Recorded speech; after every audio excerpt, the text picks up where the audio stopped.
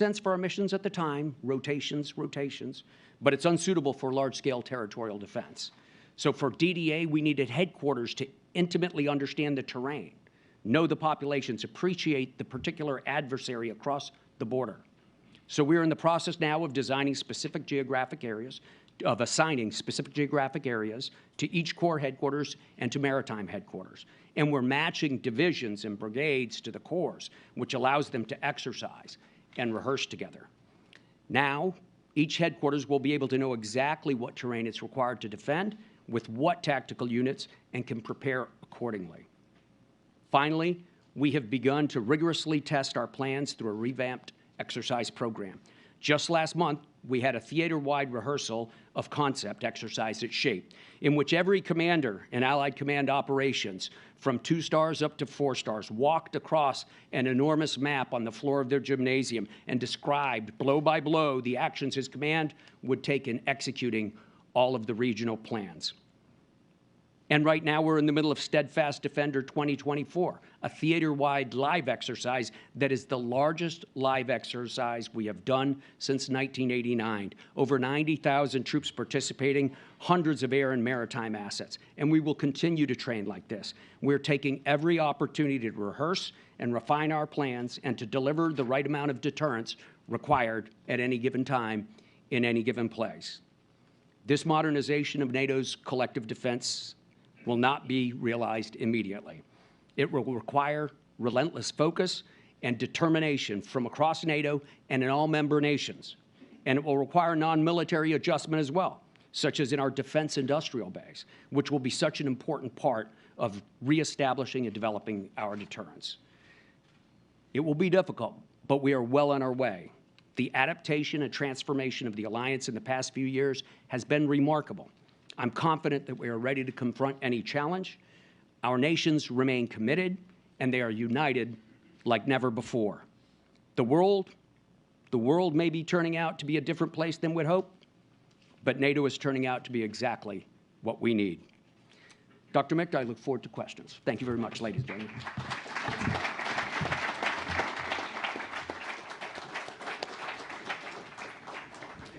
Thank you, General Cavoli, for these thoughtful remarks and just the scope of what you have covered.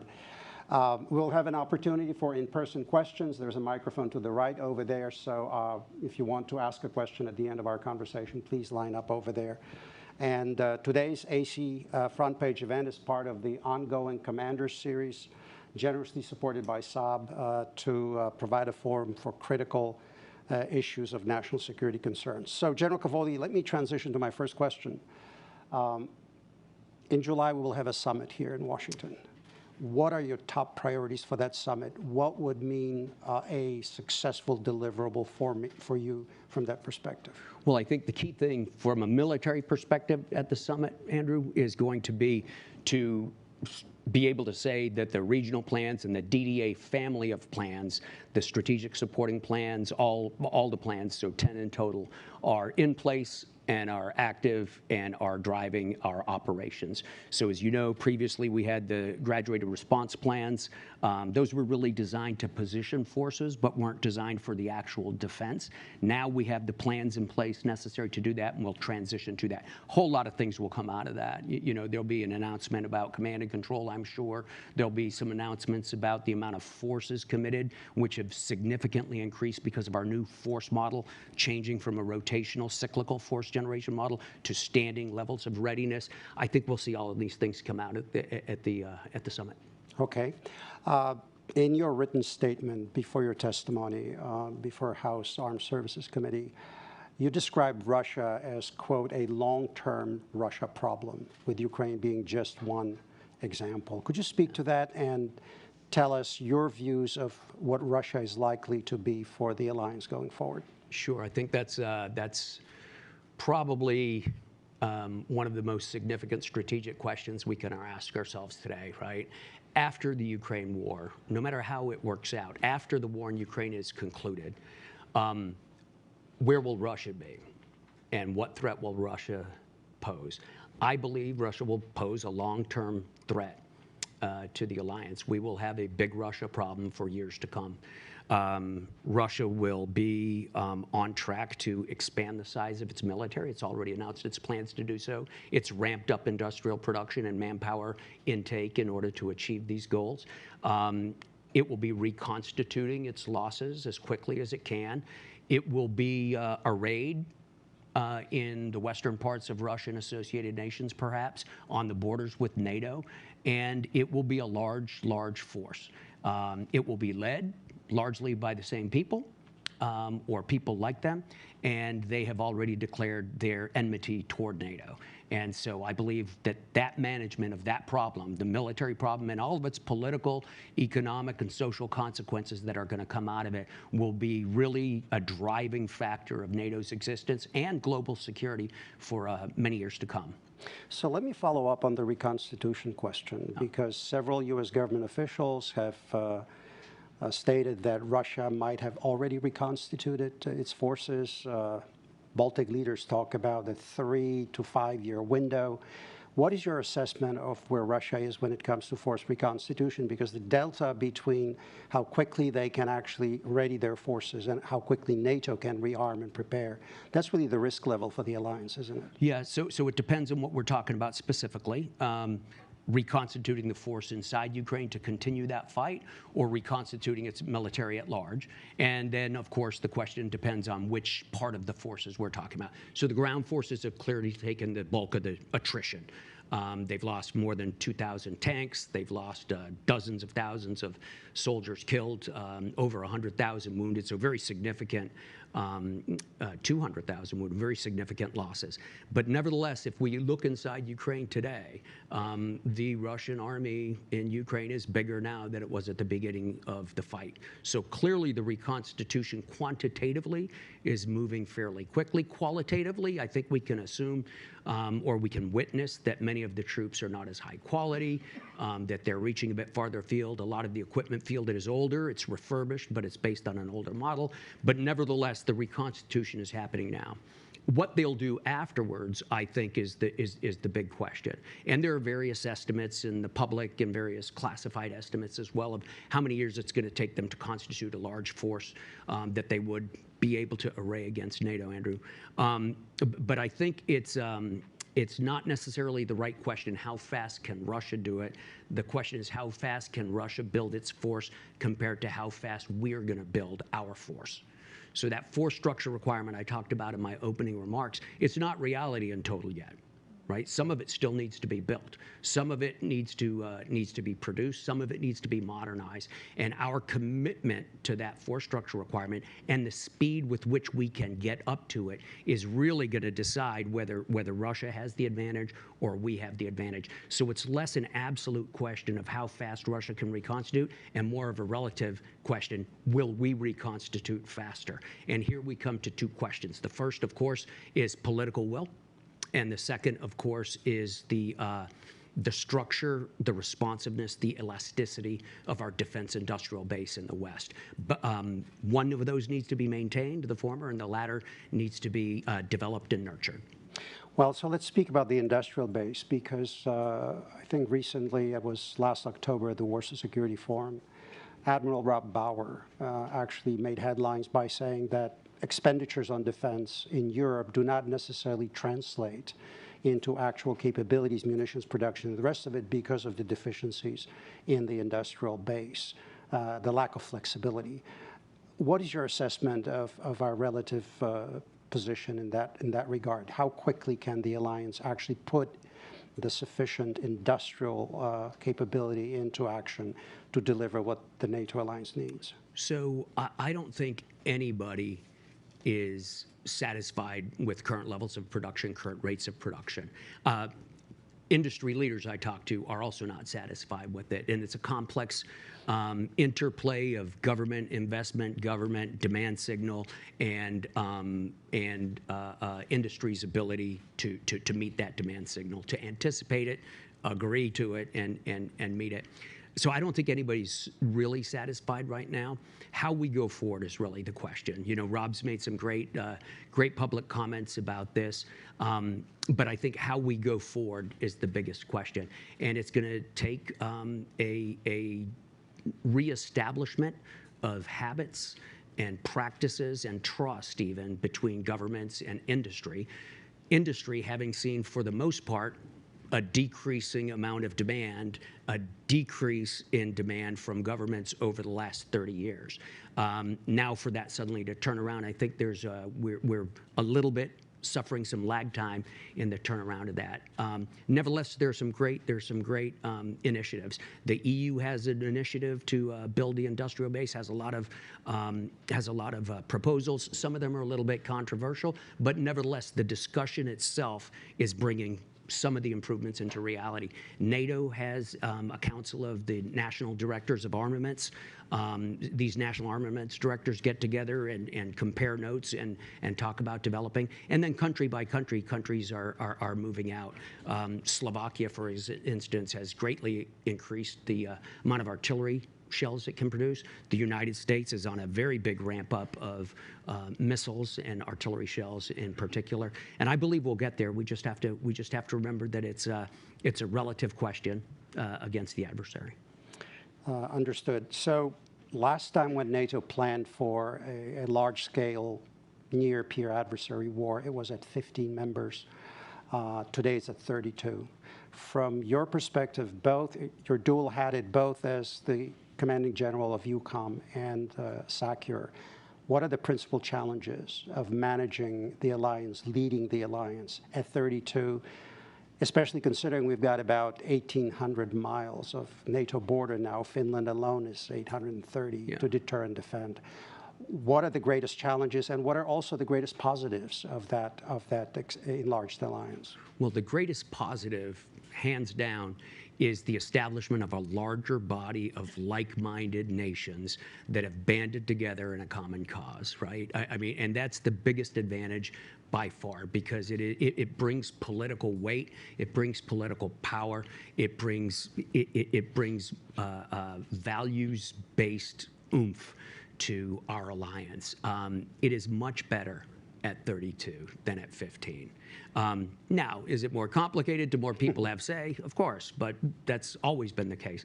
I think that to stare at the problems of individual voting patterns and saying 32 is so many more than, I think that looks at the leaves instead of seeing the forest.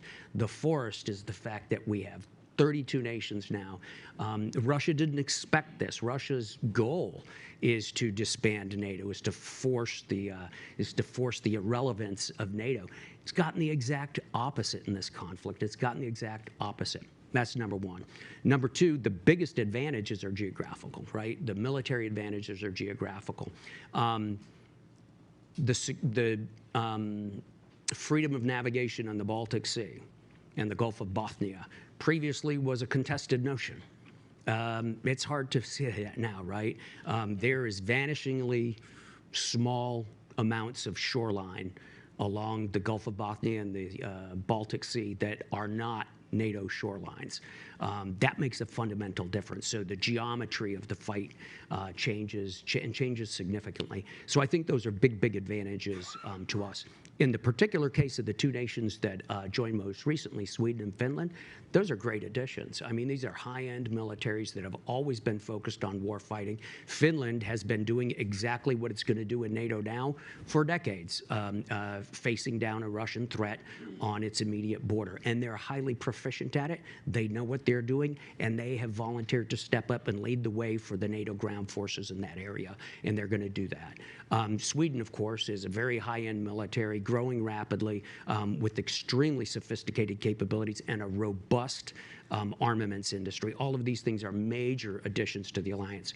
With both of those nations, we had decades of interoperability opportunities on training. We've worked together on operations to include combat operations in Afghanistan. So these were really easy things to assimilate and to integrate as a military matter. In your opening comments, you spoke about how NATO has moved now from the previous mission of the 30 years when it was optimized for different type of combat, different theaters, the peace dividend, the rest of it. Looking at what's been going on in Ukraine for over 2 years now, what are the most salient lessons for NATO, for the U.S. military overall, for a kind of near-peer conflict that we may see threatened in Europe once again. What are the greatest lessons here? Yeah, so I think the first lesson is you either win up front, fast and big, or you're in a long fight. So step one is to develop high-end capabilities and capacity at a high level of readiness so that you can win the first fight out of the starting blocks. Because what we see in Ukraine is if you don't, and you're facing a large adversary like Russia, you're going to end up in a long, protracted fight. And that fight requires a second feature, which is depth of personnel, reserves, systems to mobilize, extra equipment, munitions in sufficient stockpiles, industrial capacity that's ready to be activated or already activated to go. So win up front, but be ready to win long. That's the first lesson. I think the second lesson, you get down into tactical lessons pretty quickly, but we do see that drone warfare is sort of democratizing the third dimension. Just about everybody on the battlefield can get something into the air now and affect you from the air. That's something we're going to have to wrestle with. We're still seeing it play out on both sides in Ukraine. How much, how capably. It's easy to overstate it. It's easy to overstate these things. But nevertheless, I think use of the third dimension is not new, but being so widespread and proliferated throughout the ranks and the formations, I think that's something new we'll have to deal with. There are tons of other things to look at, but I think one of the most important ones for 32 democracies to look at is the importance of civil-military relations in this fight. And we've seen it play out in both sides. When civilian leadership is good and strong, it can galvanize the nation, and when it interacts in a positive and constructive fashion with military leadership, it produces results on the battlefield. And we should always remember that. It's one of our greatest strengths inside the North Atlantic Treaty Organization, and it's one of the greatest gifts we can cherish and nurture for generations to come. Thank you. Before I ask my last question, let me remind you of the microphone. If you would like to ask a question, please line up over there behind the standing microphone, and we'll take it from there. Last question, General. China is supporting, helping, enabling, we can call it any way we want, what Russia has been doing in Ukraine. The same goes for Iran. The same goes for North Korea. I once called it the axis of dictatorships that's aligned itself against democracies. What lessons for the alliance would you draw from that? Because you're not really dealing just with the Russia problem set. You're also looking at this wider alliance against us. Even though I understand that Secretary General does not talk of China as an adversary, we are avoiding that description. But how do we respond to that? How does the alliance prepare against that kind of alignment against us? Sure. So, yeah, a little bit controversial if we start at the right end of the spectrum of conflict, right? But if we start at the left end of the spectrum of conflict, pre-conflict activities, we discover that NATO, a geographically defined alliance, does have China challenges inside it right now. So our resilience to those challenges, our ability to protect our strategic infrastructure, our ability to protect the intellectual property of our principal military systems, all of that, those are going to be our ability to protect our data. These are all going to be very important things for us to harden ourselves against and to be resilient against, because we can already see those challenges inside the European geography today. And do we need to change our mindset also? You spoke about munitions. We used to live through this, just-in-time delivery systems during those 30 years. You spoke of the need to stockpile, to have reserves, to have redundancies in the system. Is this working itself through the alliance? Are we really understanding how profoundly the world has changed? Sure it is. I think there are two pieces of evidence for that. One, objectively, is that we are changing the stockpile requirements that we require. So we have in our plans requirements for a certain amount of stockages of various different things that you need to fight a war with. We're changing those. We're revising those upwards. I think everybody would be doing that nationally anyway, but we as an alliance are doing that. The second is with regard to personnel. You know, a number of nations in the alliance have elected to return to some form of conscription, some form of obligatory service. A number of other ones are considering it. And in fact, I think as we look ahead, I think manpower is going to be one of the biggest strategic challenges that we face as an alliance, and we're going to have to come to grips with that. Our human resources have to be built up and have to be accessible in the same way that industrial resources and production and war stocks are. Okay, let me pause here now, turn over to the audience for question. If you would like to ask a question, please line up at the mic. Please identify yourself and pose your question, please. Okay, thank you very much. General, thanks for joining us today. Jeff Mankoff with National Defense University. You talked a lot about the steps that NATO's taken for territorial defense and deterrence.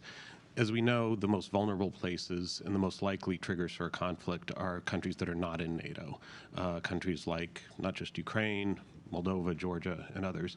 Could you say something about the steps that NATO has taken in order to defer and deter aggression against these countries and better prepare them, and what you think still needs to be done? Sure. Yeah, that's a fantastic question, because you know, the alliance exists for the alliance, right? The alliance exists to defend the other members of the alliance, but we don't exist in a vacuum, and we need friends and partners as well as allies. And we have a partnership program in the alliance. We designate partners in the alliance. Allied Command Operations has more than 30 active partnerships right now, formally recognized by NATO and by the nation making that partnership. Georgia and Moldova are both partner nations formally designated. Some of them participate in what we call the force pool, which means they make themselves available for some of our operations, such as KFOR. There are several non-allies operating in KFOR right now. In Georgia in particular, NATO has had an office and a robust training and interoperability campaign for some years, for about a dozen years, and that continues today. In Moldova, nations bilaterally have a lot going on, and NATO has a small office there as well. We do, you know, we adjust the level of effort as we look around the world. Those certainly aren't the only two partners we have, but we spend a lot of time looking at it. I think it's an important point to note that many nations that have previously or historically been considered geographically influenced by Russia are looking westward right now and are looking to establish new security partners and to shed themselves of older, less reliable security partners. And that's something we spend a lot of time thinking about as well. Okay, ma'am. Hello, I'm Liz Muir. I'm the defense counselor at the Estonian Embassy. And may I first say, I think I speak for many people on the eastern flank that we are really appreciative and grateful for your work. I think, especially with the regional plans, this is really great stuff. My question actually is for you more than as the head of EUCOM rather than SACEUR. What would the implications, in your view, be to the U.S. Force posture in Europe from these new regional defense plans and also the new minimum military requirements, considering the composition of forces, how they are rotated, but also the geographical footprint of the American forces in Europe? Thank you so much. Thanks. And first of all, let me thank Estonia for everything you do for the alliance. Not just in terms of thought leadership, but also in terms of innovative approaches to national defense and your approaches to mobilizing not just your military, but your society in its own defense. Your devotion to Article 3, something that comes before Article 5, that's impressive indeed. So my congratulations to Estonia, my gratitude. We have to divide the question into two parts, ma'am, I think, right? The first question is, what is the requirement? You know, how much is required?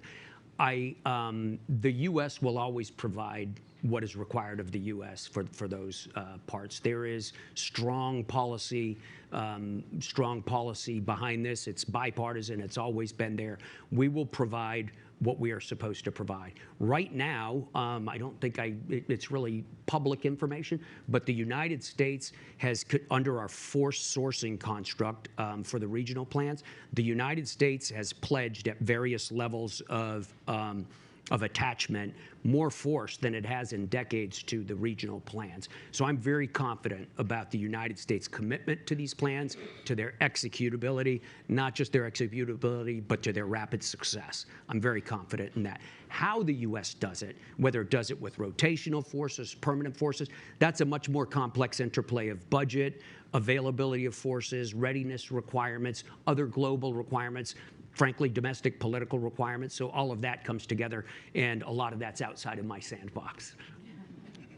We have time for one more question. Please, sir. Thanks. I'm Matt McKeag with MITRE.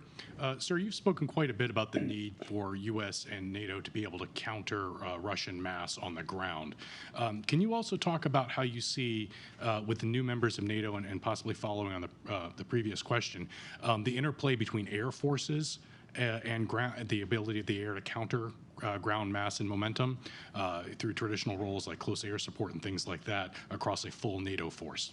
Thank you. Yeah, absolutely. So NATO's air forces are a great and growing success story in my mind, right? They're well-trained, they're well-equipped, and where they're not well-equipped, they're planning on becoming well-equipped. So we are rapidly moving into 4th generation plus and 5th generation exclusively across the alliance.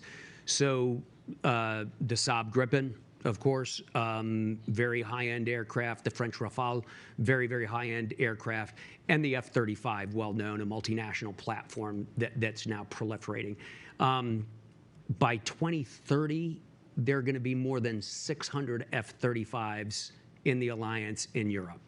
As you know, every plane you add to a 5th generation network is worth more than just one airframe, right? Because you increase the size of the network of sensors and everything that's operating. And our ability to move beyond that platform specificity and to wrap the other high-end platforms together with Saab and with the French Rafale, our ability to do that is going to just increase even more greatly. So I'm very, very confident about our ability to wage high-end warfare.